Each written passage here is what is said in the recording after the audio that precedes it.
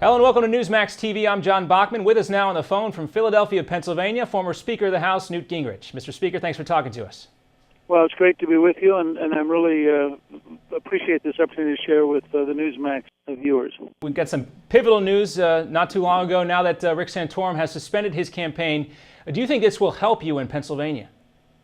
Well, I think it will probably help me some. Of course, it also helps Governor Romney. I think it shakes up the race one more time, and I have to confess, talking with my wife Calista this afternoon, we were told last June our campaign was dead, and Tim Pawlenty was going to be the front runner, and then Michelle Bachmann, and then Herman Cain, and then Donald Trump, and then Rick Perry, and then Herman Cain again, and then Rick Santorum. And it's kind of an interesting feeling to still be standing here and still be in the race.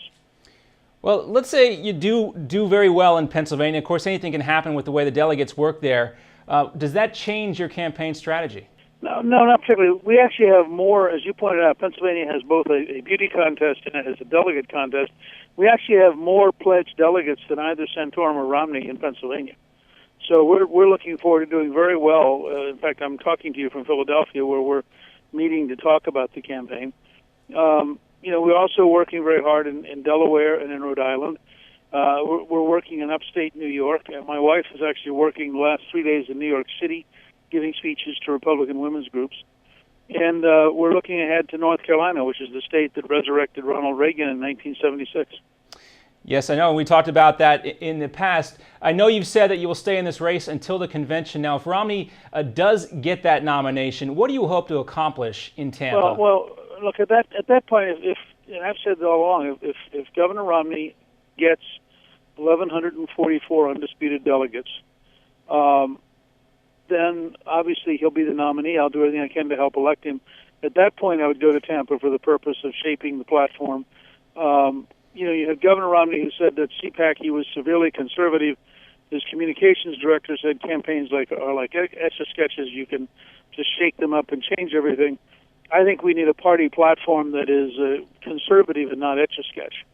And so I would want to continue to represent. We've had over 180,000 donors come to newt.org and give money. 95% of them are $250 or less, but I want to represent their concerns. They're solid conservatives. They want a conservative platform, and I want to represent them. Well, you just mentioned that you want to have a say in the party platform. What are some of the key issues that you don't think are being talked about enough, and what do you want to make sure that is included in the party's platform?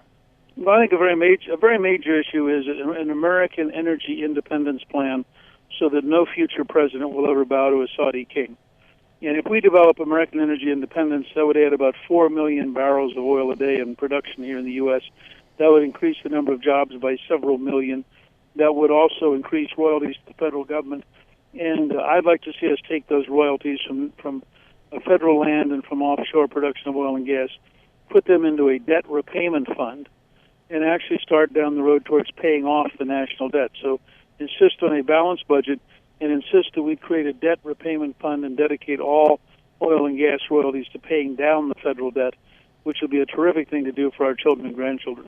Now, let's say if Romney does get those 1,144 delegates that we talked about, would you team up with him and maybe get on his tickets and perhaps work on some of those initiatives you just talked about? Look, I'll do anything I can to make sure that we defeat Barack Obama. And I've said all along, Governor Romney said the same thing, as did Senator Santorum. Each of us would like to be president, but we are all dedicated to the idea of beating Obama. We heard some reports, and Romney has talked about pulling his negative ads while Santorum's daughter was recently in the hospital. That was, of course, a positive sign, as many people saw it. Now, overall, though, do you think that this campaign has been too negative? Yeah, I think that the willingness of the Romney campaign, I didn't mind being drowned in money, but I did mind that many of the ads were dishonest. And I think that that's a mistake on his part. I hope, I think that he has enough resources and enough net advantage. He ought to be able to win this this last phase of the campaign. He ought to be able to win it in a positive campaign, not a negative one. And also, earlier on in this interview, we talked about some of the more conservative candidates, including yourself, who have one time been the front runner in this race. What does it say to the American public about the conservative cause within the Republican Party, the cause that you've represented, that they have not been able to defeat Mitt Romney in this primary? I think it's entirely the power of money. After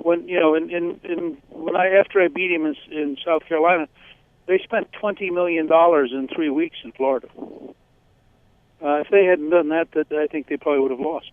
So I think what you're seeing is the ability to go to Wall Street and raise millions of dollars has had an impact. And it's one of the things that will be sobering this fall, because as much as Romney can raise, I suspect Obama can raise more. Mr. Speaker, we know that Rick Santorum called Romney's campaign. Has Rick Santorum contacted your campaign office at all? No, I've not talked to Rick today. We have a call in to him, and I haven't talked to him yet. Okay. Is there anything you'd like to say to him? Well, look, we issued a statement about it this afternoon. I think he showed great courage. I'm very proud of the campaign that he and Karen put on, and our thoughts go out to he and his family, and we wish them very, very well. One last question for you. The Senate, of course, is set to vote on the Buffett Rule next week. Do you think that if it becomes a law, that it will make any difference in the nation's debt? Well, I actually don't know how the Buffett Rule is going to work. It strikes me this is a typical Democratic gimmick that is pure demagoguery and makes no sense in the long run. Punishing people who are successful is a good way to make sure the country gets very poor. And I think that we are in grave danger of following the kind of demagogic politics that ultimately cripple a country and drive successful people to go to other countries and drive investments to other countries. So at a time when we've had the longest period of unemployment since the Great Depression, it's a little hard for me to understand why the Democrats want to continue with policies that extend unemployment. All right, very good, Mr. Speaker. Good luck on the campaign trail. We hope to talk to you again soon. All right, thank you.